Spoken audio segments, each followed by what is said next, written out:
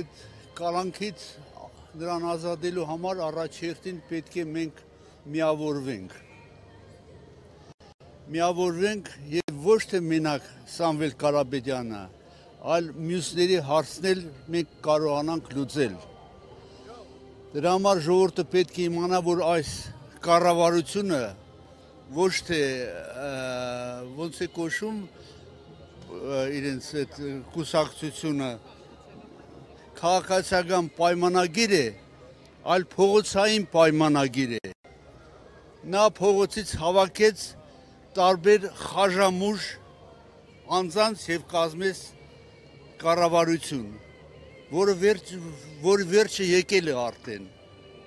Եվ Սամվել Կարապետյանի նմանները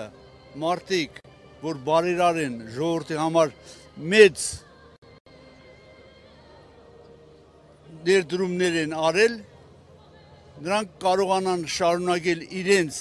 այդ ներդրումները եւ հայ ժողովրդին փրկել թուրքահպատակ լինելու սանձից։ Եվ ես կառաջարկեի, որ ժողովուրդը Նիկոլի այդ աջակցողներին ոչ թե վեշմեշոկ ու ուսապար կանվանեին, այլ պամպերս, նա իրենց օգտագործում է հետագայում փողոց շպրտելու համար, իրեն կարիքների համար։ Իսկ ինչ կարծիք ունեք եկեղեցու շուրջ կատարվող իրադարձությունների հետ։ Դա հանցագործություն է հայ ժողովրդի հանդեպ։ Ուրիշ ոչ մի բան չեմ կարող ասել։ Դա հանցագործություն է հայ ժողովրդի ինքնությունը պաշտպանելու դեմ։ Ի վերջո, ո՞րն է ձեր պայքարը, ինչու եք այստեղ։ Որ միանամ երիտասարդներին։ Ես 84 տարեկան եմ, կլինեմ այս պայքարի առաջին շարքերում։ Առողջությունը ներում եմ։